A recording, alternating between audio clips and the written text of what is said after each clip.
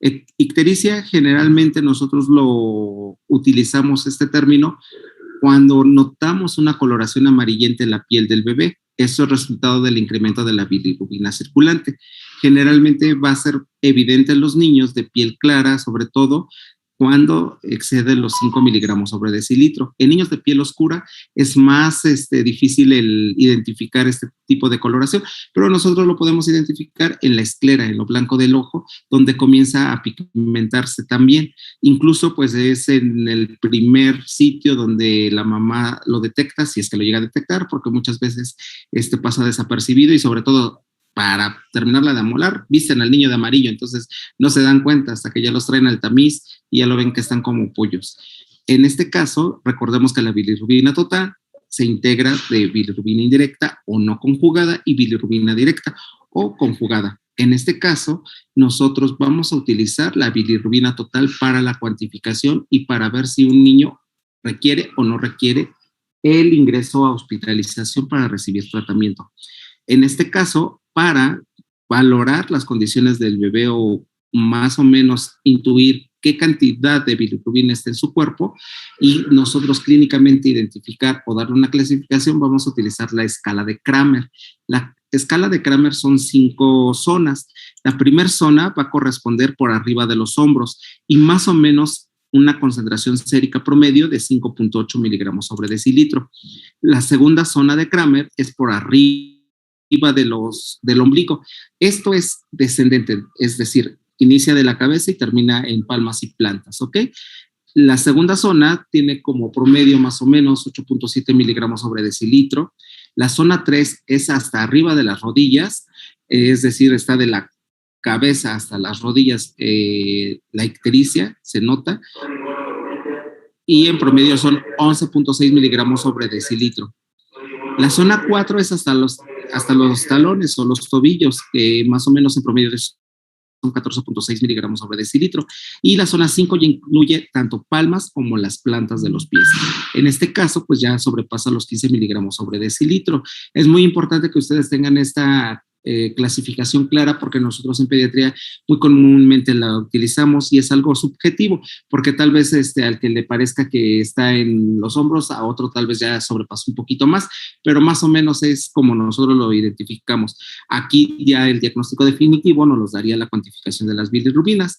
Es importante que sepan que también muchas veces en los niños de piel oscura, pues es muy difícil identificar estas zonas, pero ¿cómo podemos saber si está con los tegumentos ictéricos? Muy fácil, van a hacer presión con su dedo sobre la piel del bebé.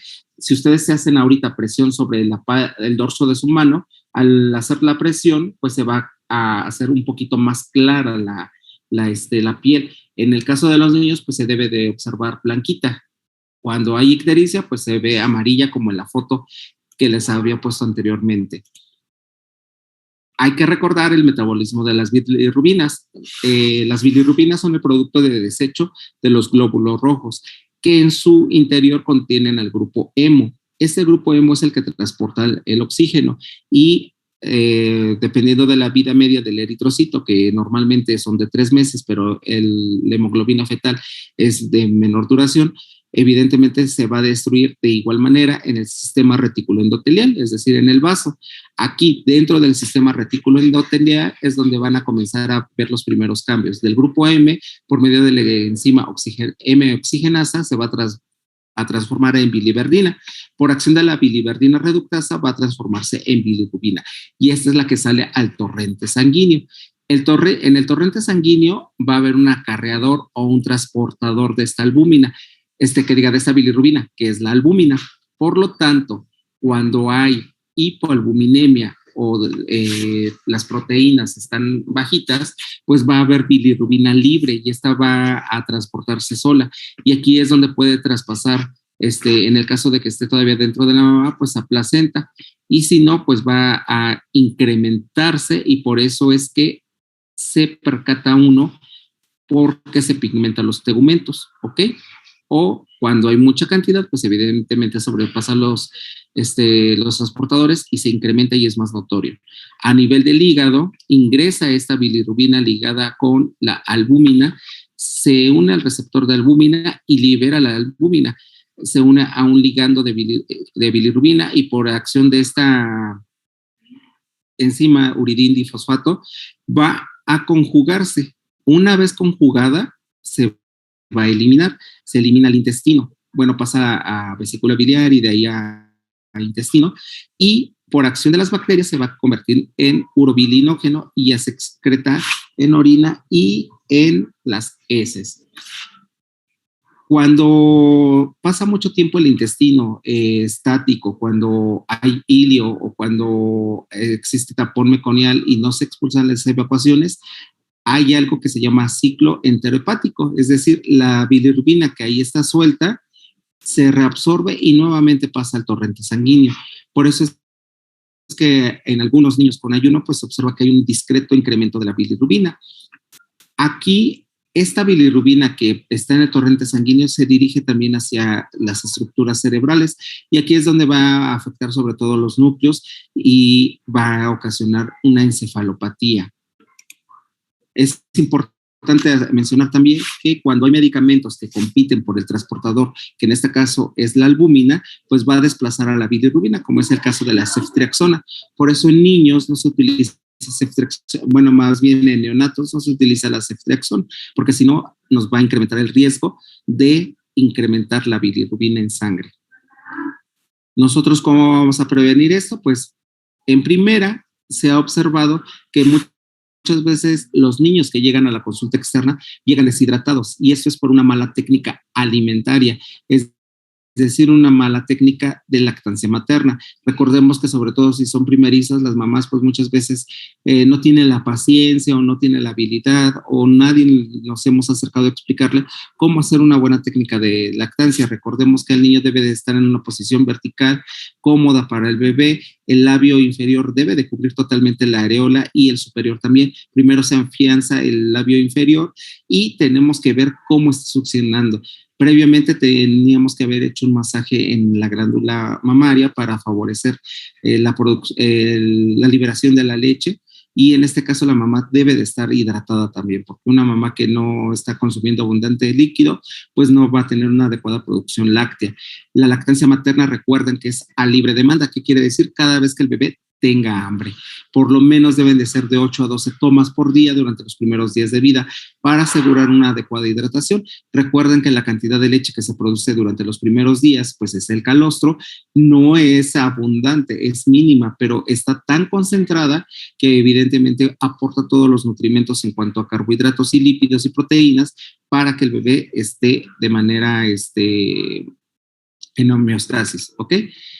¿Qué pasa cuando nosotros no tenemos esta lactancia de manera efectiva? Pues se deshidrata el niño, se hemoconcentra y se elevan aparte de los niveles de bilirrubina, pues algunas otras sustancias como electrolitos y nos puede dar alguna sintomatología.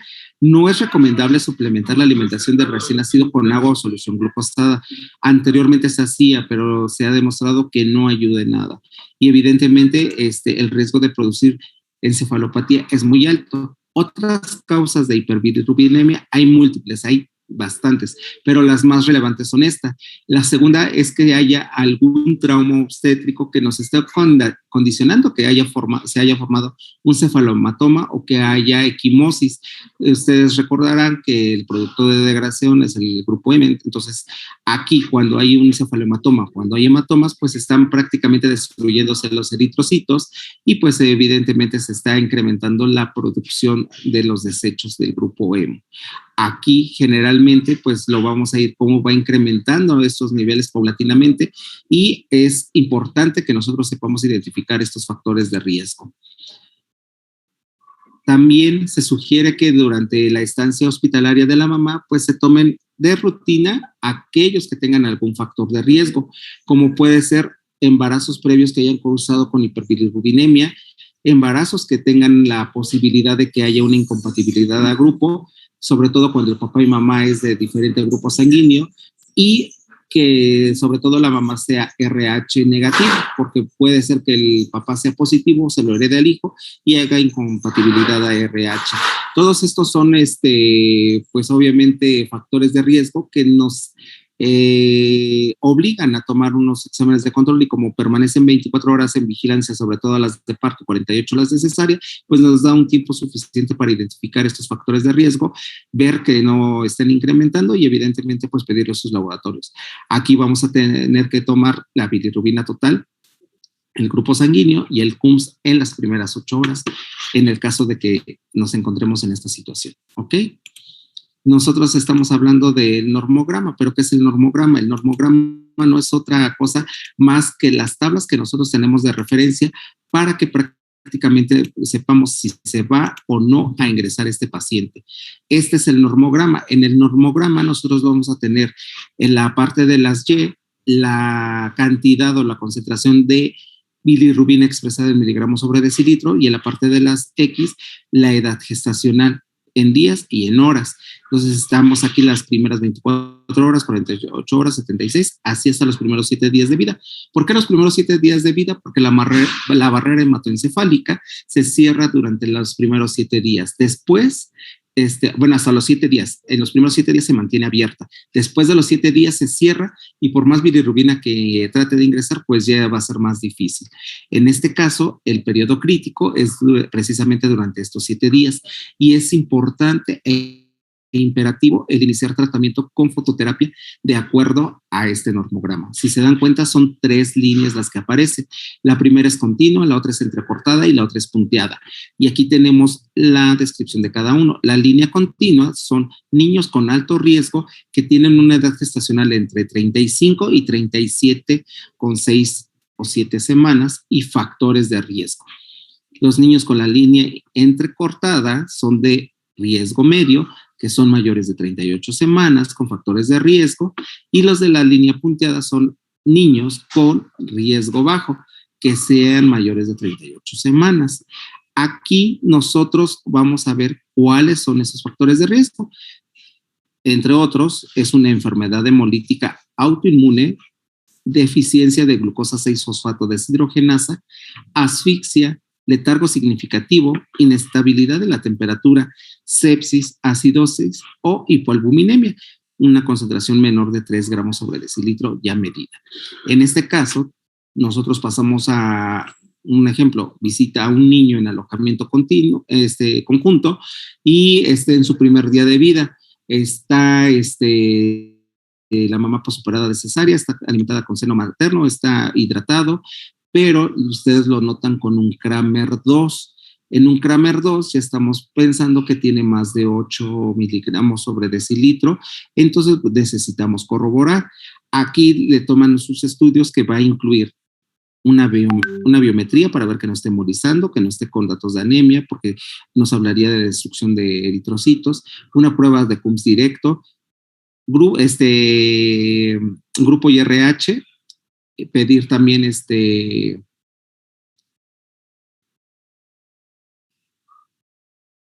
ay, perdón, se me cortó el audio.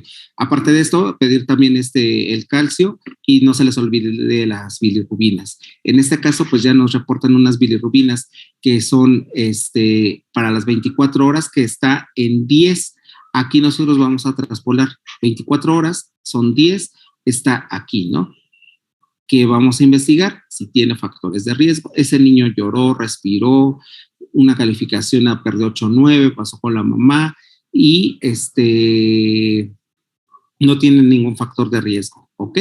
Entonces, nos vamos a la línea que es continua.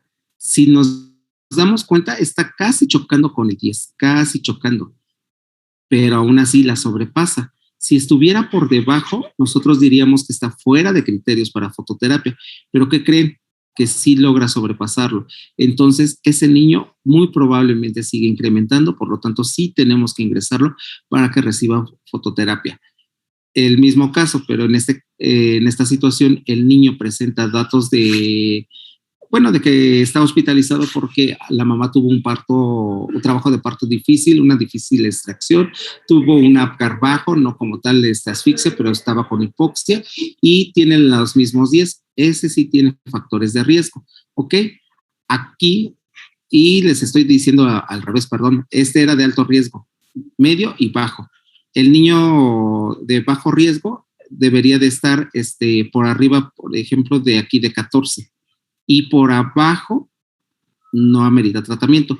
Este niño que tiene factores de riesgo alto porque tuvo asfixia, sí necesitaría la fototerapia porque está sobrepasando los 10. El previo que les había dicho no, porque si se dan cuenta, está en 10, está por debajo, ¿ok?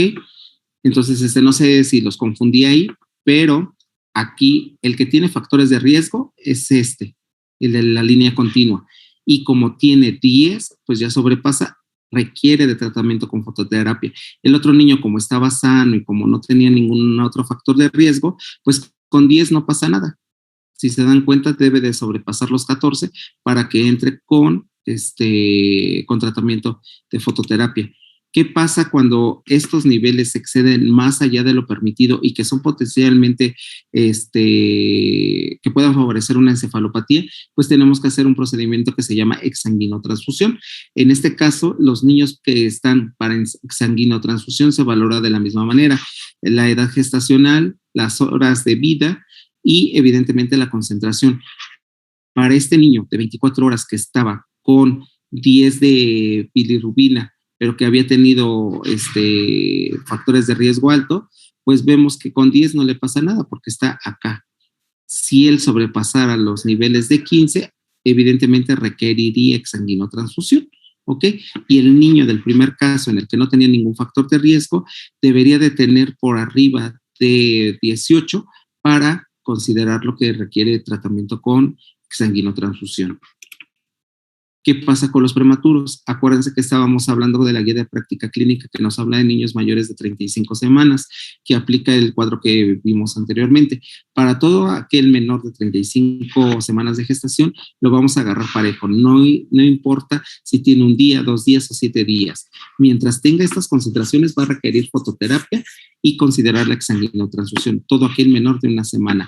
Si el peso está entre 500 y 1 kilo, para fototerapia, con que tengan más de 5, ya requiere fototerapia. Si ese niño tiene más de 12, requiere exsanguinotransfusión. El niño de 1 kilo con 1,5 kilos, si está por arriba de 7, ya requiere fototerapia. Y si está por arriba de 15, ya requiere la exsanguinotransfusión. En este caso, se había anteriormente mencionado que para la fototerapia requerían que estuviera cubierta la cuna con sábanas blancas, con papel aluminio, para que fueran más la cantidad de irradiación de la luz ultravioleta. Se ha visto que no, que esto no tiene utilidad y con una sola lámpara de fototerapia es suficiente para bajar los niveles de bilirrubina. Evidentemente tenemos que ver cómo está la vida media de las lámparas de la fototerapia, porque eso sí influye. Unas lámparas ya con una vida útil obsoleta, pues evidentemente no van a bajar para nada la bilirrubina. Aquí se utilizan diferentes tipos de luz, la luz blanca y la luz azul. Se ha visto que la luz azul tiene una longitud de onda mayor y es la más efectiva para bajar los niveles de fototerapia. Existen varios tipos de fototerapia. Hay la de pedestal, que es como una casita donde la luz está continua. Hay otra que son como si fueran conitos, como esa lamparita de la de Pixar que salta, que es fototerapia de lluvia, y hay otra que es de contacto, como si fuera un colchoncito que se ilumina porque está hecha de fibra de vidrio y al encender la luz se transmite a través de esta fibra de vidrio y podemos nosotros envolver a nuestro niño sin necesidad de tenerlo desnudo y es una fototerapia de contacto. Las otras, evidentemente la de lluvia y la de pedestal, van a tener que estar expuestos el neonato la mayor cantidad de piel que se pueda. Por eso se le pone un pañal pequeño, le decimos que le ponemos un micropañal y protección ocular, porque evidentemente esta radiación ultravioleta pues va a afectar la visión también, ¿ok? Sobre todo si es mucho tiempo en el que van a estar en fototerapia. La respuesta se ve entre las 2 y las 6 horas. Es conveniente tomar laboratorios para normar la conducta a seguir. Cuando hay mucho incremento y muy rápido, sobre todo las incompatibilidades a grupo y a RH, pues sí es necesario incluso pasar a exsanguinotransfusión durante las primeras 24 horas. Generalmente el objetivo de la exsanguinotransfusión es pues quitar toda la sangre circulante y remover la mayor cantidad posible de bilirrubina y anticuerpos que están ahí circulando.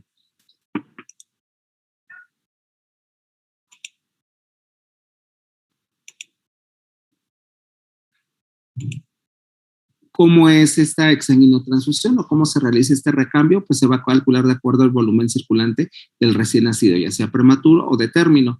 El volumen sanguíneo de un niño es la cantidad de sangre que circula en todo su cuerpo. Ya les había yo puesto el ejemplo de un niño de 3 kilos que pesaba, que pesaba 3 kilos y que lo calculábamos 80, pues era de 240 mililitros.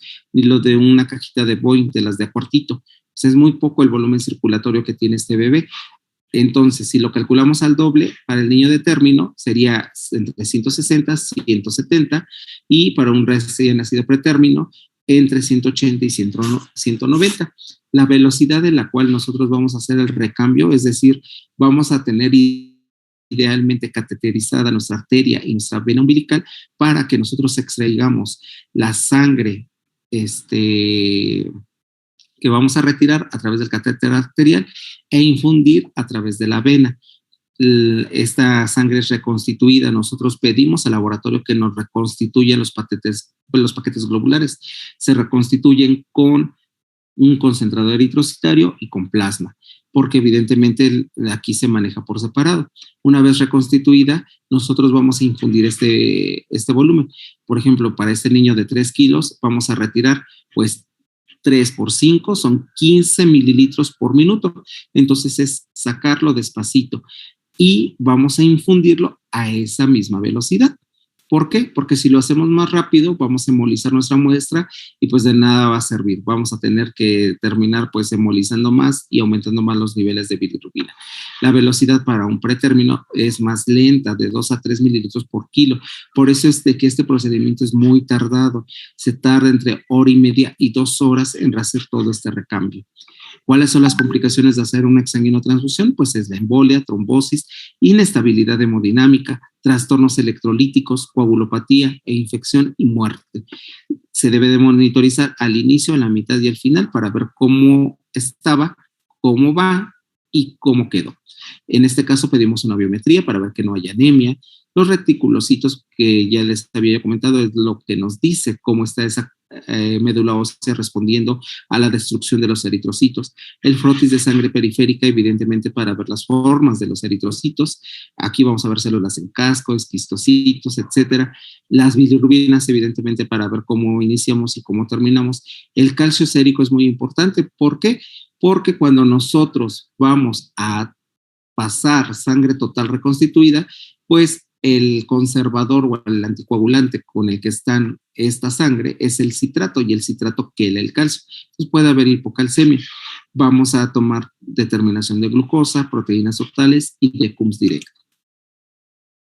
Ok, estos recambios, pues como les decía yo, idealmente se tiene que hacer retirando o sacando e infundiendo sangre reconstituida.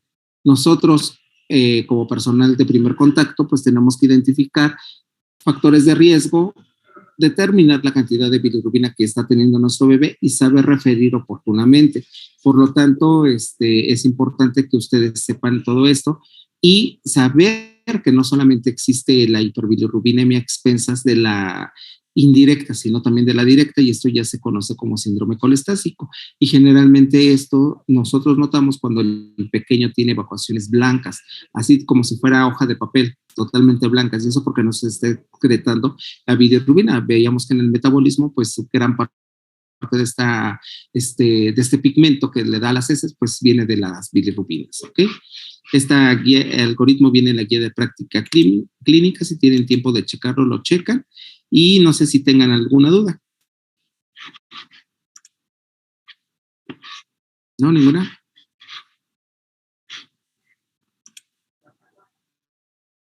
Creo que no, doctor. ¿No? Ok.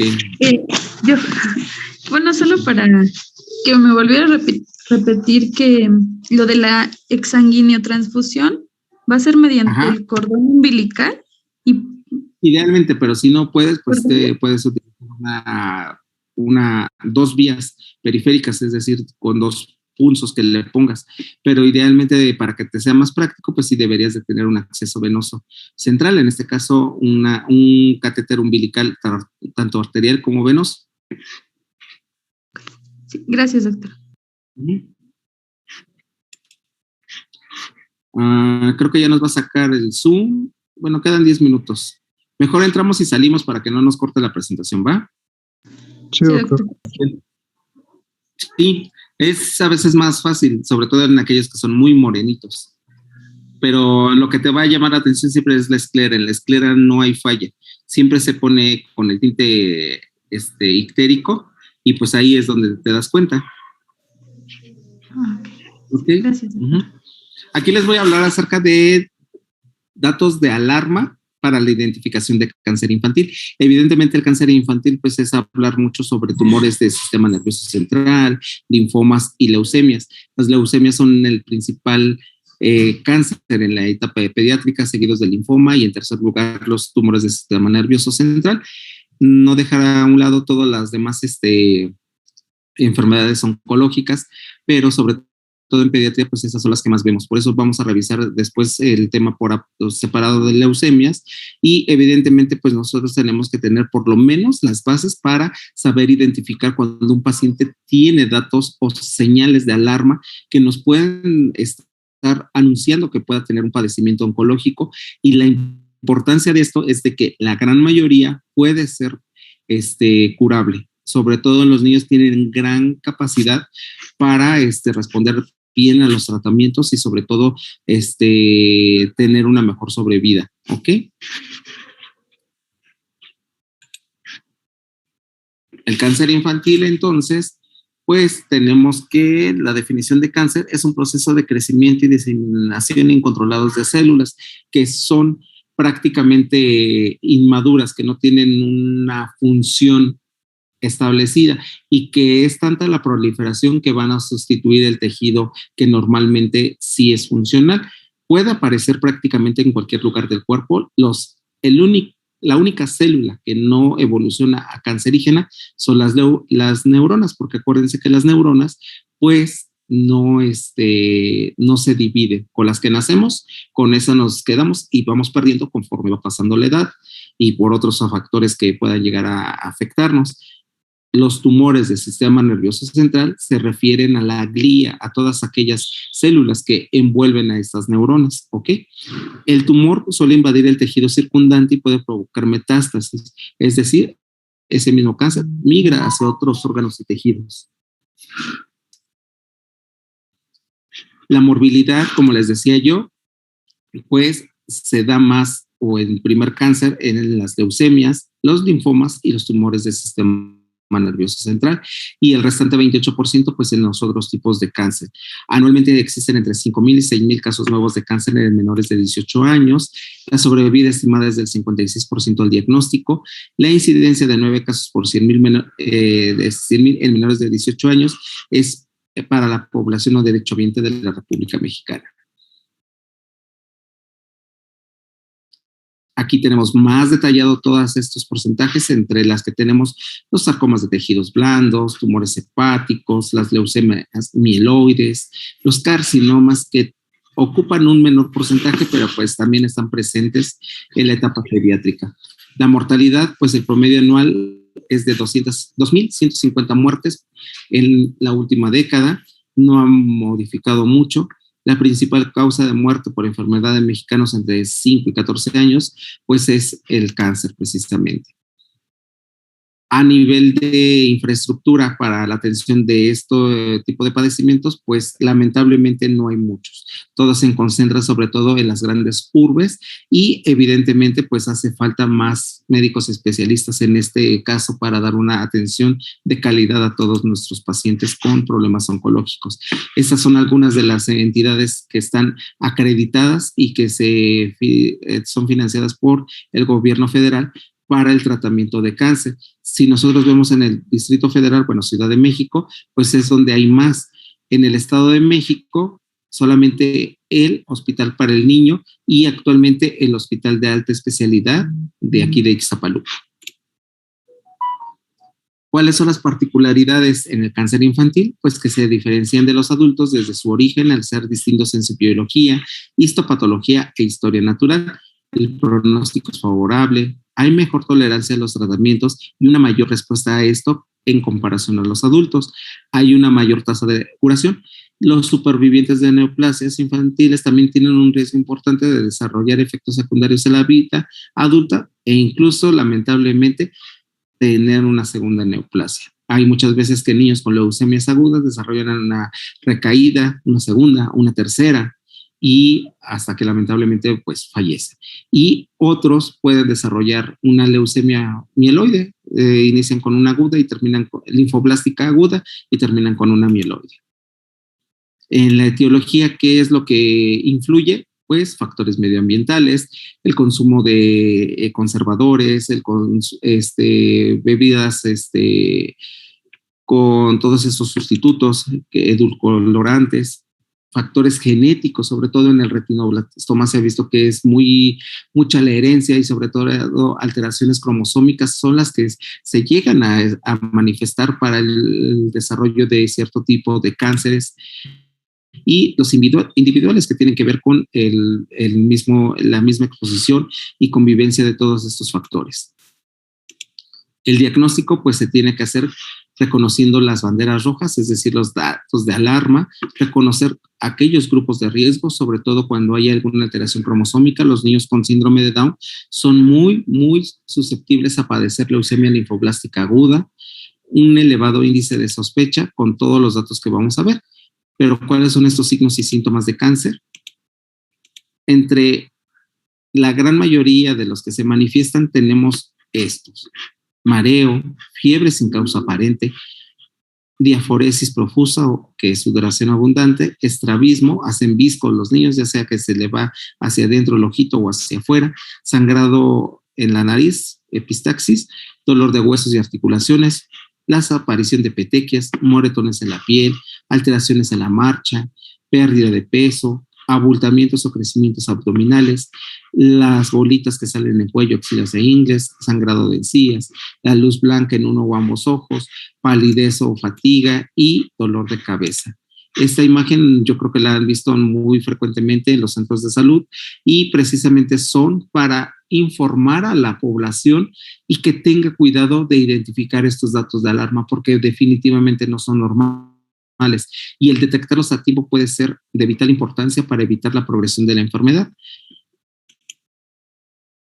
La fiebre. Aquí este tipo de temperatura o de elevación de temperatura es intermitente. Persiste, se acompaña de síntomas sistémicos como pérdida de peso, hay diaforesis, palidez, astenia, dinamia, se presenta en muchas ocasiones como una fiebre de origen desconocido y no mejora con tratamiento antibiótico. Se deben descartar enfermedades infecciosas e inmunológicas que también pueden ser causa de elevación de la temperatura, sobre todo por la liberación de las interleucinas que participan en la fiebre, como lo es interleucina 1, interleucina 6 y factor de necrosis tumoral alfa. La palidez y hemorragia se debe sobre todo porque estos niños presentan anemia. Hay destrucción de los glóbulos rojos porque, sobre todo en las leucemias, hay infiltración hacia médula ósea de estas células inmaduras, de estos linfoblastos. Por lo tanto, están creciendo y no permite que se desarrollen las células que van a favorecer la eritropoyesis y los megacariocitos también están afectados. Por lo tanto, ya alteraciones también en las plaquetas. Todo esto pues se ve reemplazado por el crecimiento tan rápido y progresivo que tienen las células inmaduras y evidentemente pues no permiten el desarrollo de las otras. Por eso es que se encuentran con plaquetopenia y de aquí que vengan las hemorragias por alteraciones en la hemostasia primaria, que es donde participan las plaquetas. La palidez es progresiva, no mejora con la administración de hierro ni folatos. De hecho, ustedes toman una biometría y es normo-normo, es decir, normocrómica, normocítica. En la gran mayoría se puede acompañar de hepatosplenomegalia por infiltración precisamente de este tipo de células inmaduras hacia otros órganos, sobre todo hígado y vaso. Aquí hablamos de síndrome infiltrativo cuando palpamos hepatosplenomegalia, cuando hay adenopatías cervicales, inguinales, supraclaviculares que evidentemente son infiltración. Otro de los órganos donde se infiltra con mayor frecuencia la leucemia es en testículos. La hemorragia, pues van a aparecer hematomas, equimosis sin causa aparente. Es normal que los niños estén muchas veces con golpes porque se pegan, suben, bajan la bicicleta y todo, pero si de manera inexplicable aparecen estas hemorragias y hematomas, cuidado, puede ser que haya alguna alteración y aquí, como en todo, para detectar leucemia, y hablamos de leucemia porque es el cáncer más frecuente, pues una biometría puede ser la diferencia. Puede aparecer gingivomorragia, epistaxis, se asocia menos con tumores sólidos esta presencia de hemorragias y palidez. Otro dato de alarma es la cefalea. Amanece el niño con dolor de cabeza, es recurrente, es progresiva, se asocia a vómitos persistentes, algunos incluso en proyectil, interrumpe el sueño, es un niño que se acuesta, se duerme y aparentemente debería de descansar, pero amanece o despierta en la madrugada con un dolor intenso de cabeza. Se puede acompañar de otras sensaciones como náusea, vómito. Hay alteraciones en el cambio de carácter, presenta alteraciones visuales. Si hacemos un fondo de ojo, puede haber edema de papila y evidentemente hay una exploración neurológica alterada. Este tipo de cefaleas muchas veces se confunden con migrañas, pero tenemos que ser muy juiciosos en la evolución, la característica y qué lo desencadenan. Acuérdense que las crisis migrañosas pueden ser desencadenadas por algunos alimentos, bebidas, estímulos sonoros, estrés, y no tiene ninguna similitud con el tipo de cefalea que se presenta, sobre todo en los tumores. Muchas veces se manifiesta también con alteraciones de la marcha, entonces cefalea, alteraciones de la marcha, cambios de comportamiento, vómitos de la nada, pues nos traducen que muy probablemente tenga un tumor de fosa posterior. Como en todo, hay causas malignas y hay causas benignas de la cefalea. Hay que descartar entre las benignas algún proceso infeccioso, sinusitis, otitis, alguna alteración dental, meningoencefalitis, crisis de migraña, hipertensión arterial, eventos cerebrovasculares. Y las causas malignas, pues evidentemente cuando hay un tumor precisamente que está ocasionándonos un efecto de masa y que no pueda ser secundario a metástasis tumorales, que haya leucemia, meningia, porque hay infiltración también a sistema nervioso central de la leucemia, o que no esté invadiendo por algún cáncer adyacente, ¿no? Como el sarcoma de partes blandas y el retinoblastoma. Otro de las manifestaciones es el dolor óseo. Este dolor óseo muchas veces confundido con los dolores de crecimiento, que sí existen los dolores de crecimiento, pero no todos los niños lo manifiestan y sobre todo es después de todo el día que andan jugando, en la noche se quejan de dolor, pero con un analgésico cede. En este caso, persiste y es de intensidad creciente. Hay limitación funcional, sobre todo cuando nosotros lo encontramos en alguna articulación, aumento de volumen y asimetría del segmento afectado y no cede con la administración de analgésicos habituales. Generalmente no se percatan los familiares hasta que ya es muy evidente. Es muy raro eso de que ayer no la tenía y hoy sí. Eso les van a decir los pacientes, pero realmente no es así. Esto da datos de alarma, comienza a dar focos rojos desde antes y evidentemente cuando es muy aparatoso es porque ya está muy avanzado esto y muchas veces no se puede hacer más. Entre las causas malignas, pues tenemos las leucemias, el osteosarcoma, la histiocytosis de células de Langerhans, el sarcoma de Ewing, metástasis en huesos. Entre las causas benignas, pues traumatismos, golpes, contusiones, artritis postinfecciosa, artritis reumatoide, alguna otra de origen reumatológico, como síndromes de fibromialgias, necrosis ósea séptica y la osteomielitis. No todo también dolor es cáncer. Un momento, espérenme.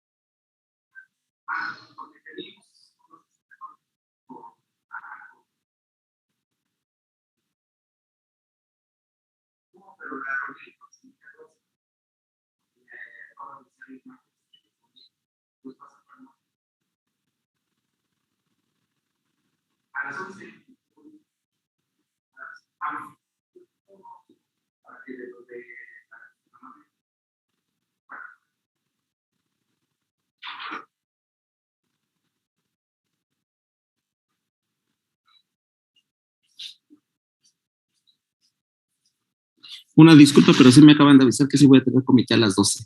Entonces, a las 11, perdón. Entonces vamos a tratar de aventajar y ver lo más que se pueda. Las adenomegalias o adenopatías o crecimientos ganglionares, esto es muy importante porque es muchas veces la principal causa de consulta de un niño. Debemos de saber que los ganglios pues son reclutadores o ahí se llevan a cabo ciertos procesos inmunológicos, presentación de antígenos, etcétera, y que evidentemente en procesos infecciosos, inflamatorios, crece. Pero hay que saber diferenciar cuando no es por esta causa y que puedan deberse a infiltración por leucemia o por linfoma, y sobre todo porque los linfomas son muy evidentes en la edad de 10 para arriba y se presenten dos picos, uno en esa edad de la adolescencia y otros de la adultez, generalmente por arriba de los 40, 50 años. En este caso, pues recuerden que de linfomas, pues está el Burkitt y el no, el Hodgkin y no Hodgkin, perdón.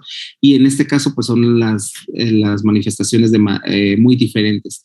En este caso, debemos saber que este síntoma, pues es el que más frecuentemente les va a llegar a ustedes en el servicio social y pues evidentemente descartar que se trate de una infección o de una neoplasia. En este caso, pues muchas veces llegan donde evidentemente hay un crecimiento ganglionar, como en este caso de este niño que está en el cuello, si se dan cuenta, hasta hay red venosa colateral. Esto porque obviamente hay creación de vasos sanguíneos, allí angiogénesis y como les decía yo, pues tenemos que descartar las causas de linfadenopatía. En primer lugar tenemos las infecciosas, las inmunitarias sobre el tejido conectivo, otras autoinmunitarias, neoplasias, disfunción fagocítica, enfermedades por atesoramiento, trastornos hematopoyéticos, la relacionada con vacunas, síndromes reactivos, fármacos tóxicos y de otra etiología.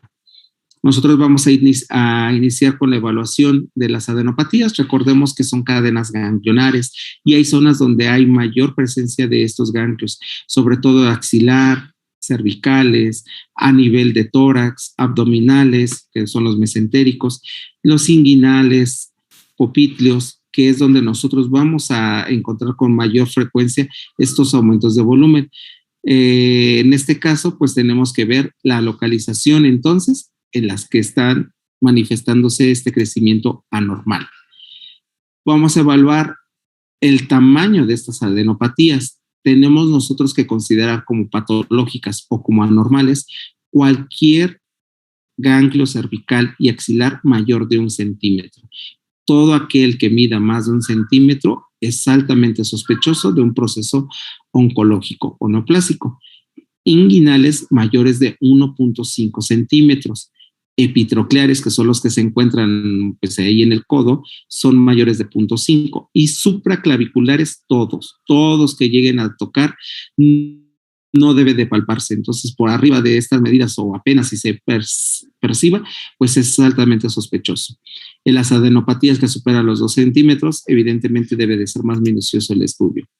Nosotros tenemos que ver las características físicas del ganglio.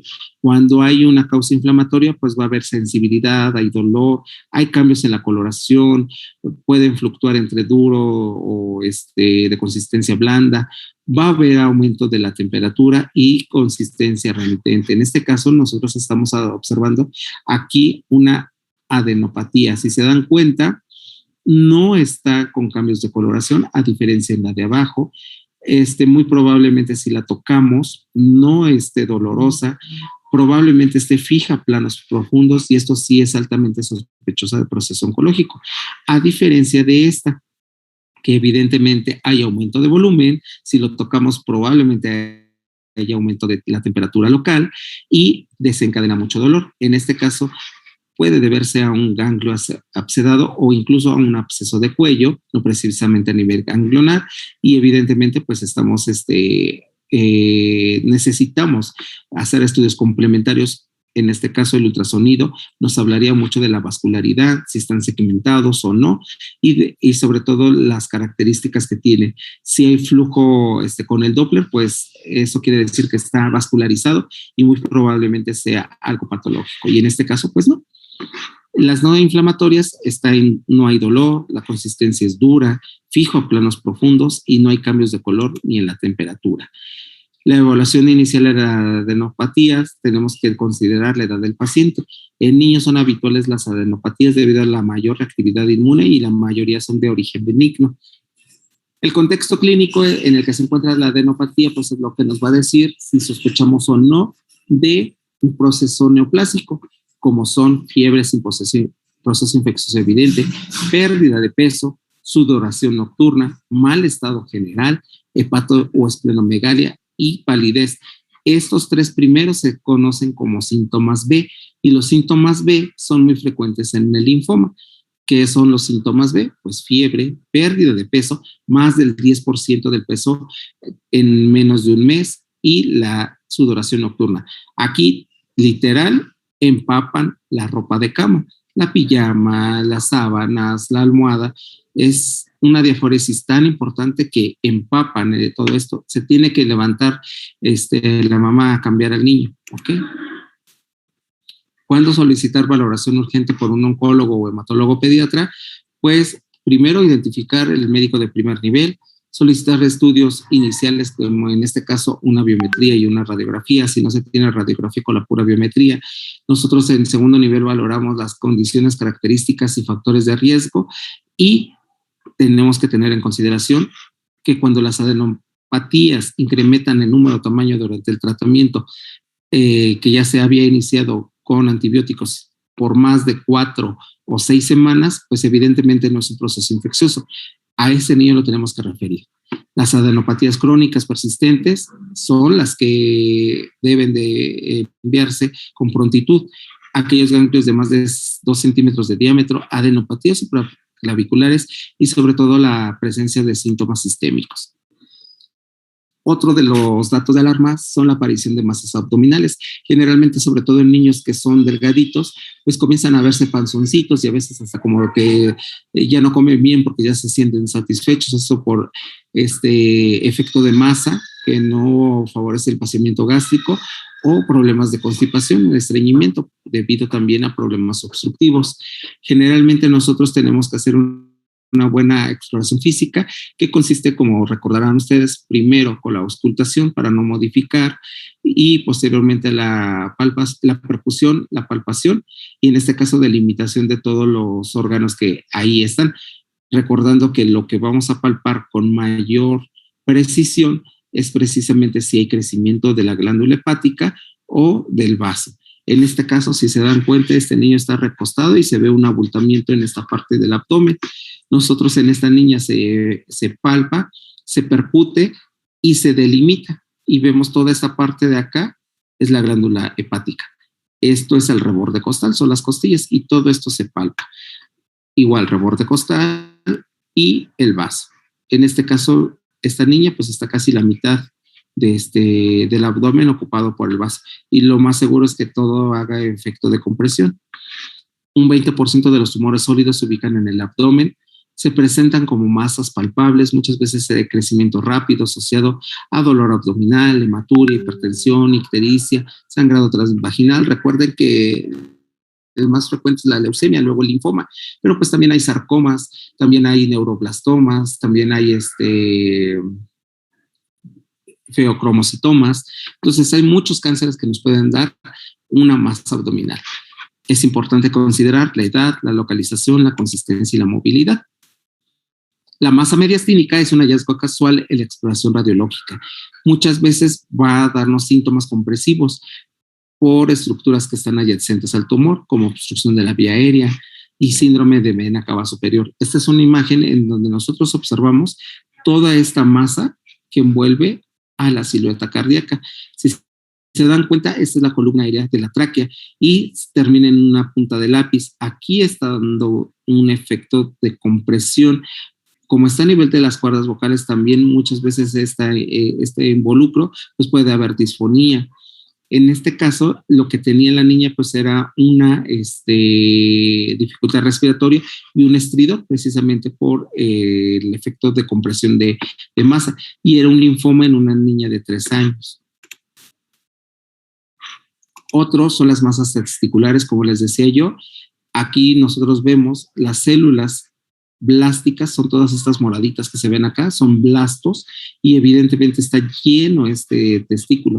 Hay aumento de dolor, hay consistencia dura, y evidentemente pues es una leucemia que está infiltrando a estos sitios, y generalmente pues se tiene que retirar, porque muchas veces la quimioterapia no alcanza estas zonas. Son considerados como santuarios el testículo, sistema nervioso central, sobre todo, ¿ok? Cambios en la órbita o en el ojo. Es muy común que a los niños se les tome fotos, se les tome con flash, y lo que veíamos cuando me preguntaban de lo del ojo rojo. Este es un ojo rojo, este es la leucocoria. Si se dan cuenta, con el flash se pinta toda esta parte y aparece una mancha, como cuando nosotros en las noches vemos que a los perros y gatos les da la luz y brilla, así como en ellos aparecen este tipo de pacientes. Se llama leucocoria y es un dato patognomónico del retinoblastoma. Muchas veces puede ser bilateral. Aquí lo que vemos es la retina que está coloreada, pero por la vascularidad, y eso es normal. Esto es lo que no es normal, ¿ok? Y muchas veces lo capta, pues, de manera casual. ¿Qué conducta debemos de tener ante la sospecha de un niño con cáncer? Pues realizar un interrogatorio y un examen físico completo, consignando hechos destacados, derivar al siguiente nivel, en donde nosotros como pediatras descartaremos o se fundamentará la sospecha, y así enviar a tercer nivel. Pero no debemos de demorar la derivación realizando exámenes sofisticados o específicos.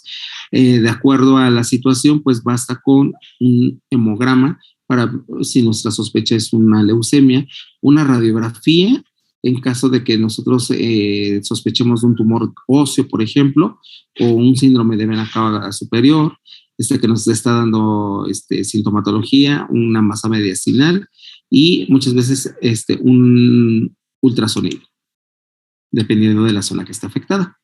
¿Ok? Y eso sería todo en cuanto a datos de alarma de detección oportuna de cáncer. No sé si tengan alguna duda.